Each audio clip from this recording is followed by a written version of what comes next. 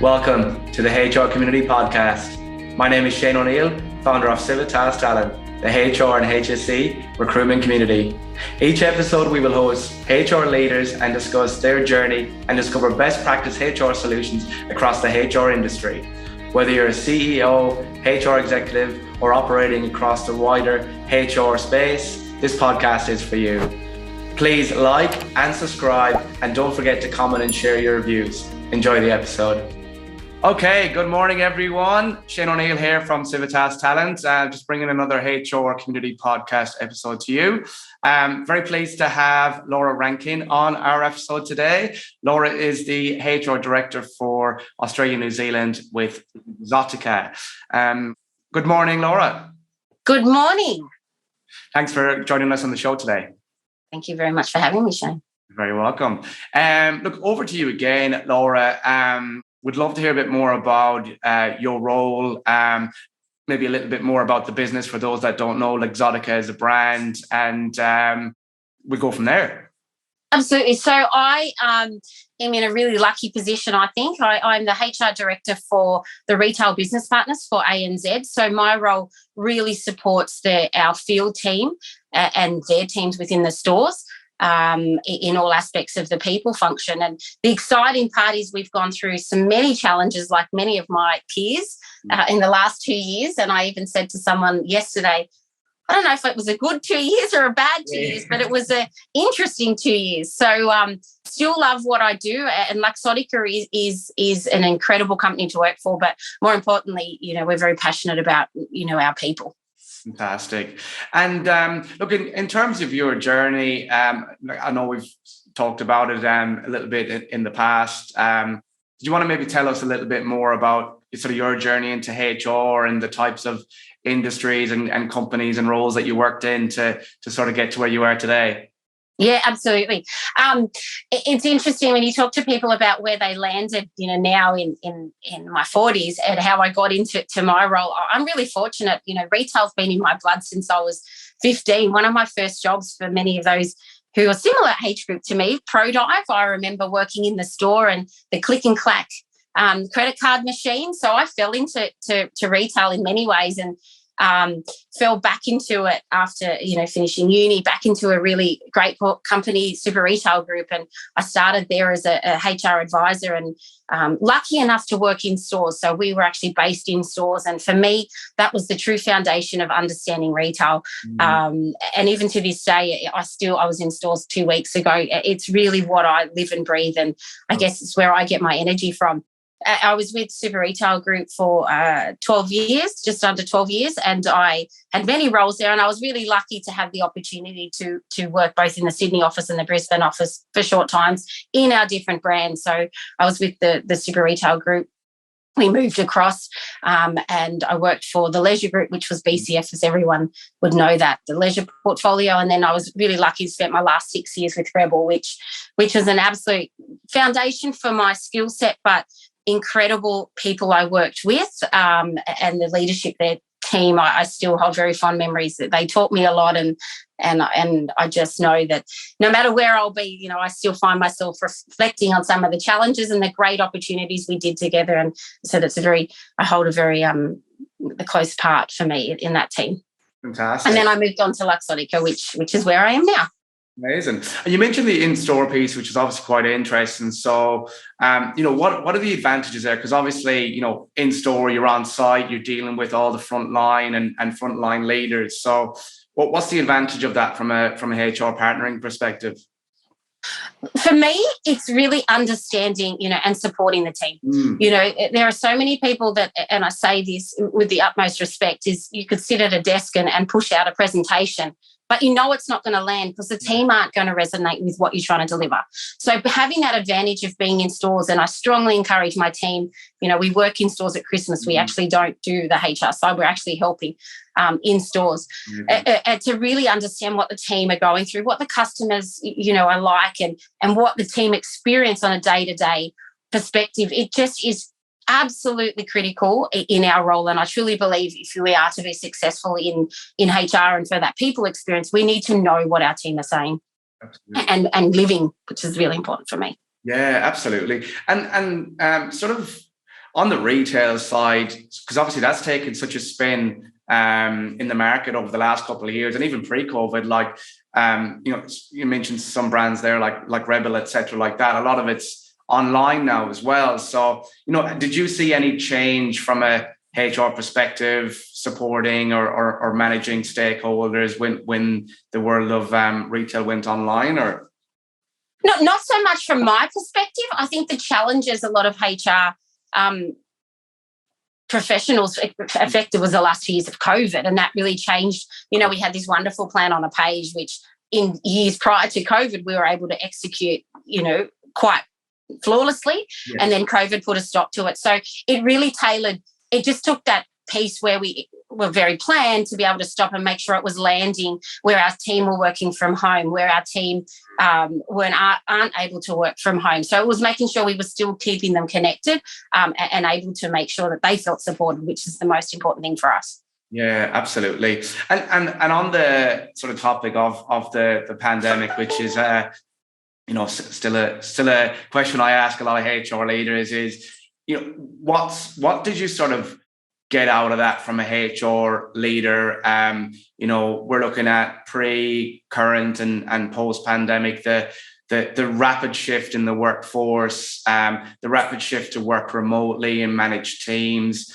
What were your sort of kind of more wins or sort of learns from all that, Laura? Look, I think for me personally, I was really lucky. I had an incredible team around me, being both my HR directs, but my own team. And there were, like many of us, had to spend many nights working to make sure we were able to support each state that went through the changes. For me, the learning piece was, make sure you don't have to be in person to deliver something. But there are specific team that we always say, yes, we'll make sure you're supported, but I'm not there to show them. So it was really changing my style a little bit too. But I think more importantly, I can absolutely come out and say my team's probably the strongest team that I've been able to, I'm really proud of, to work through and quite easily, any leader can take holidays, but I can truly take holidays and switch off and know my team, which is probably, what someone told me a long time ago, the best way you're successful is when you probably put yourself out of a role in many ways. And not that I feel that right now, as in I don't want to leave, but I'm very lucky that my team have become agile. And I think if anything, if I use my team as the example, they've become really strong within themselves.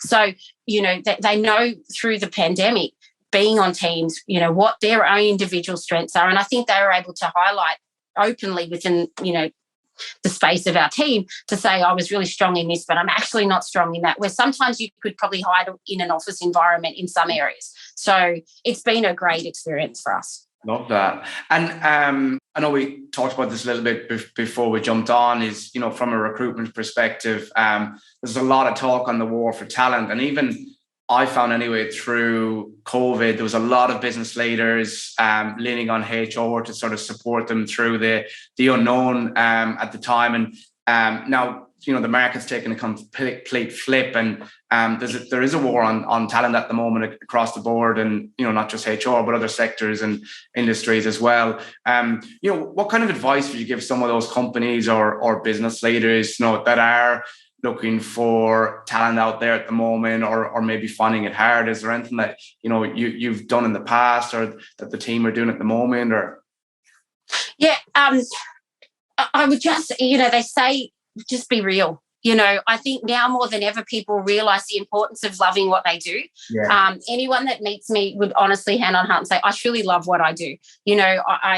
I give everything I possibly can. I've got a family, so I've always believed that if I didn't like it, I wouldn't be away from them. And I truly am lucky where I am right now. I really do love, the company and the people I work with. And I think the war on talent, people are looking for that connection with the business. Yes, you've got a role and even REM side of it, but it's that connectivity with the person they're working with and with the team. So if you can have the opportunity for the candidate to meet the person they're working with, and actually, I know we spoke prior to this, but not talking about capability, but talking about, can I work with them? Can I develop with them or grow from whatever they're able to offer? Can I work with the team around me? That's what people are looking for now more than ever, I think, as well. So it's important for companies to to be honest with the candidates, and I'm sure everyone is, but to be honest about the day-to-day, this is great, but this isn't so great, because we know when candidates come on, they say, oh, I was told this and this hasn't happened. So from my perspective, it's just keeping it a little bit real. Absolutely. And like you say, having that personal touch, and, as a HR leader yourself, you've worked up through the ranks, and we talked a little bit about that at the start of the episode.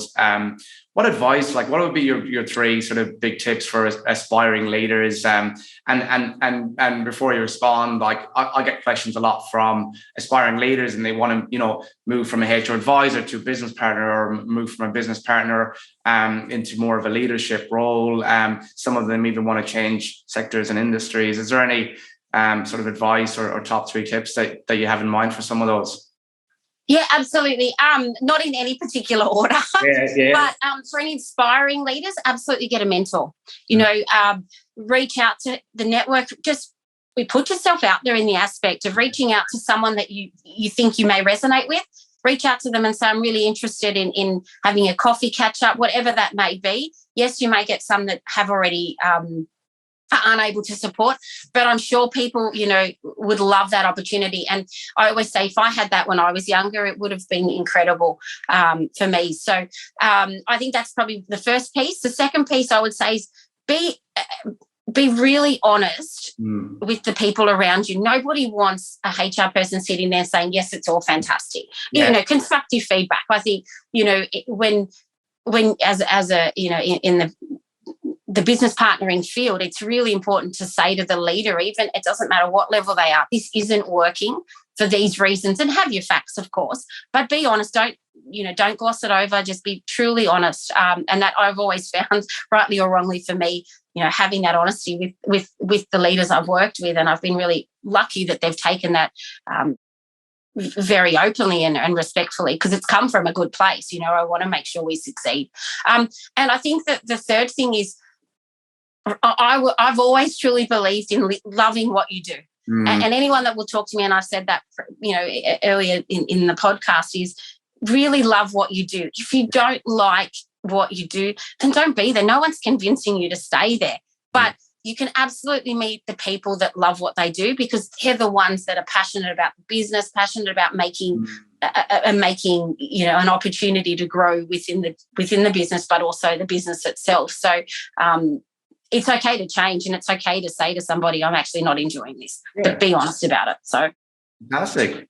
Great tips. Another question I was going to ask you, actually, just on that, is HR as a profession, the skills can be quite transferable, but some industries are very unique in a way, and I know retail is, because it's such a pace, often it's 24/7.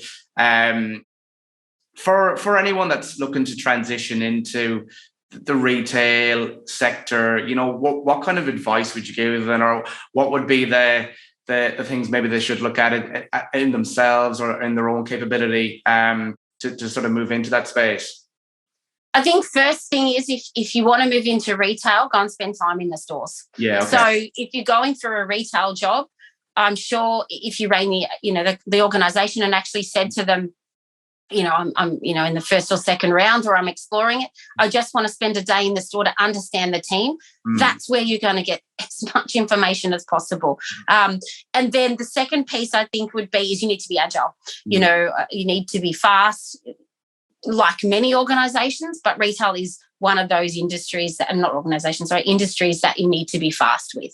So yes, it is 24/7, but we change for many reasons why we change, and COVID's one of them specifically, but there's many reasons why we can change a direction we're going as a business. You just need to make sure that you're able to keep up with that pace. But again, it goes back to, as I said, love what you do, because it won't matter. Okay, we changed this direction, but we understand why. So, and ask questions. Yeah. Ask questions. If retail's an industry you really want to get into, it's a great industry. It's a career-long industry. There's a lot of team members within our business, Luxottica, that we have moved and transitioned into the support office, which is fabulous. And a lot of retailers are looking at that. So don't think you need to step out of retail if you need to further your career. Just ask the right questions. Yeah, absolutely. Great advice. And in terms of HR again, so we talked a little bit about change and, maybe more from a person wanting to transition into different sectors or aspiring leaders. In terms of the HR profession itself, Laura, what sort of challenges do you maybe predict or see over the next couple of years? Obviously, you would have seen a major transition and transformation of HR and the role of HR. And, it's so specialized now compared to what it was many, many years ago. What's sort of your take on some of those things in terms of challenges ahead in the next few years?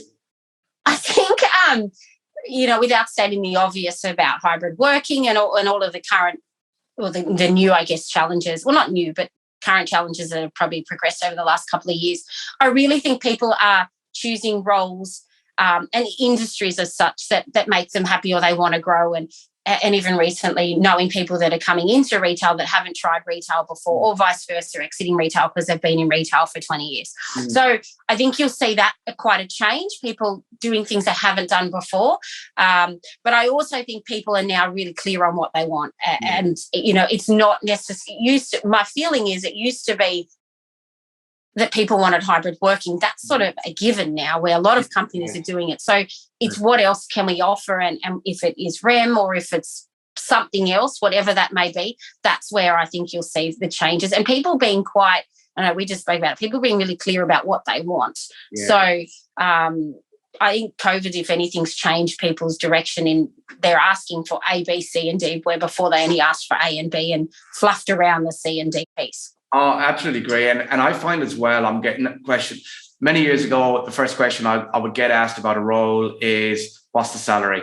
Now it's still obviously important because people have their financial goals or commitments, but it's probably the third question now. That people want to know more about the business, its vision, the people. So like you mentioned earlier, what are the actual people like? Who are the people that I'm working with and what are they like?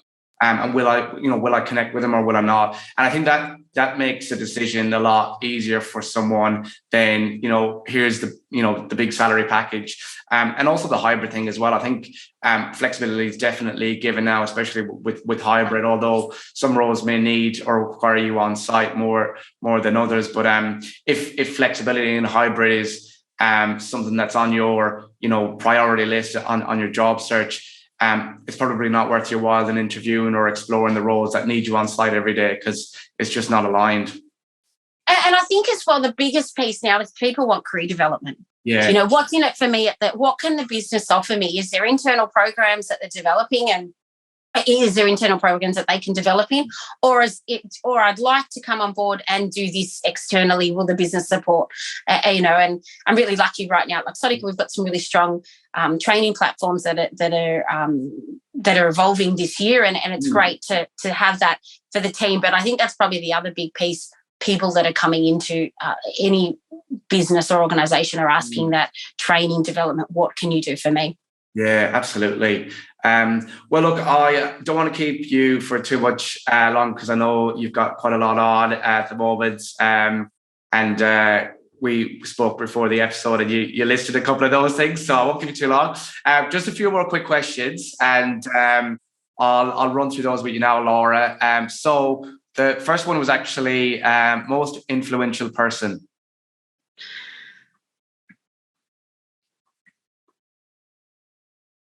Do you know what? I've got many. Yeah. And mine is going to be quite probably not odd, but different, is my kids. And I'm going to say the reason for them is that they're at such an age right now and a really unique time that social media is everything to them. Yeah. And I really, I absolutely inspire on how they can, with all due respect, dust off some of the comments that come on their platforms and how they can really navigate through what we never had when I never had when I grew up. And I say that I really do think, I take my hat off to all of the kids out there that, both, primary and senior school, that how they navigating through the pressures of life that we never had. So yes, I could name 5 incredible inspirational leaders. But to me, it's our generation that are coming through that I can't wait to see how they change our futures. Yeah, I love that. And what a time to be young, going through the whole pandemic and studying from home and whatever. And like you said, social media, like I know technology is a huge part of the education and learning system now. So I don't even know if people still use pencils and stuff in school. Maybe there's a class for it. So Laura, next question for you is best lesson learned. Best lesson learned, that's really easy. It's okay to have tough conversations with your peers and your key stakeholders. They respect you more when you can have those honest conversations. And I've learned sometimes the hard way, but, I was very blessed, as I said, both in Rebel and in Luxottica, that I've worked with incredible leaders at both of them. And I absolutely take my hat off because they taught me a lot. Fantastic. I think given our last conversation, I know the answer to this one, but office, working from home or hybrid? Hybrid. So hybrid, and for me, in-store too, which is part of it. I think there's, there's an equal balance. And to, for me, hybrid's not, working in the store, working in the office. It's a bit of everything that suits my style. And as I said, I'm really lucky with Luxottica that I have that opportunity to do that. But it's all three, if I may complicate the question a bit. Not at all. Who do you inspire? I think I have to be honest, this is really corny, but I think it's my kids, because they always say to me, Mum, how do you do all of that? And that's awesome. And and quite often, because I love, as I keep going back to, I love what I do. I truly do. But I also, when I'm at home, I'm mum too. So I know that my kids, my daughter especially, says, Mum, how do you do this, and why are you doing all of this? Yeah. And I truly do it not for many reasons, but I want them, when they're old enough, to say, I'm really proud of what you did, Mum, too. Awesome, and I'm sure they will be. Kids are always very transparent, so honest. Honest. When it comes to good feedback, it's good. Yeah, it's very true. What frustrates you?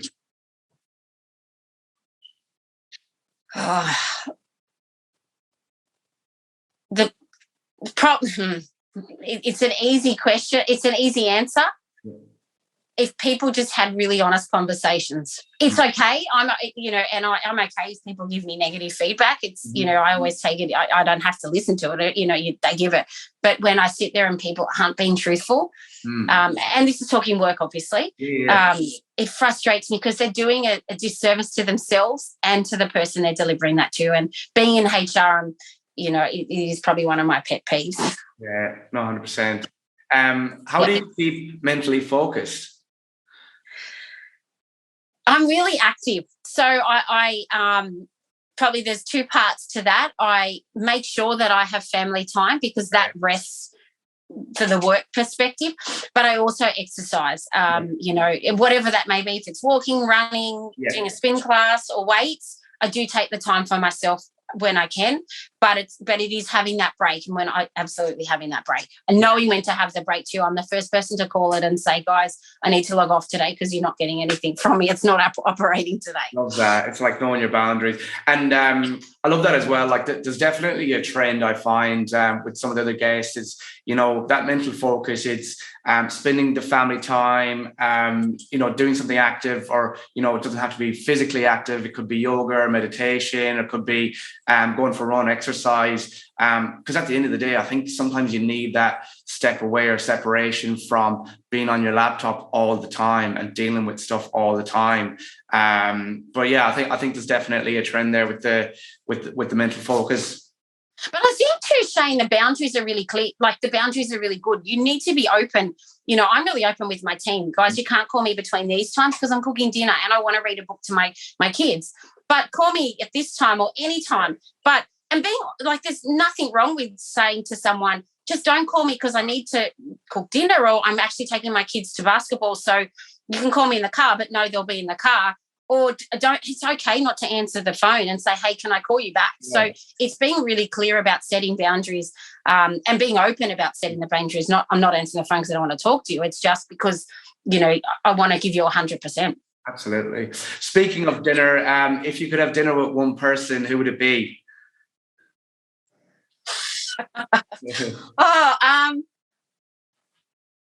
It would be my husband, because we're always, we never actually have much time for each other at night time. We try to, but if it wasn't him.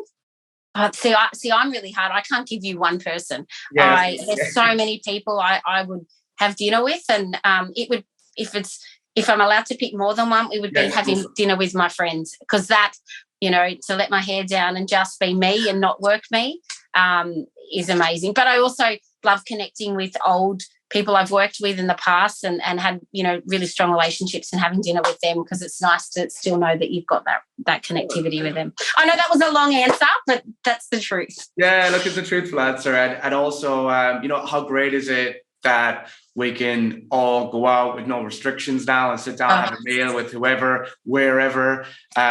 Crazy. I think it was this time last year, that wasn't even an option. So definitely take advantage of it while we can. Last question. We talked a little bit about this earlier as well. What's your ideal holiday or retreat, or have you anything planned? Is there anywhere on the bucket list? There's two. And they're really quite extreme. So one is my ultimate dream, and I haven't done it yet, but I will, is to go to Nova Scotia and dive with the whales. Wow. Yeah, that's one since I was probably 15 that I've wanted to do. I will do. And anything planned, I love going to the snow. So I like sitting by the resort, drinking cocktails and having that quiet time. But at the same time, I was devastated when my snow trip to last year was cancelled.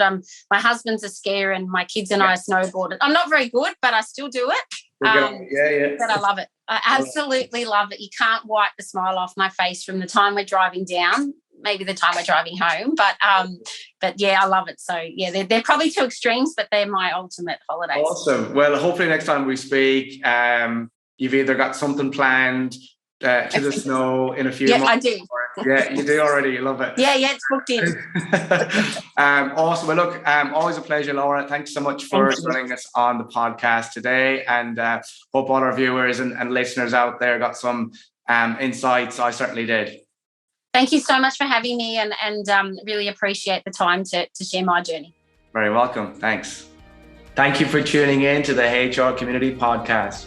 Remember to like and subscribe and share your views and comments below. This podcast was brought to you by Civitas Talent, the HR and HSC recruitment community. Whether you're a candidate looking for a new role or organization looking to secure brand new talent for your team, please get in touch with us today. Thank you.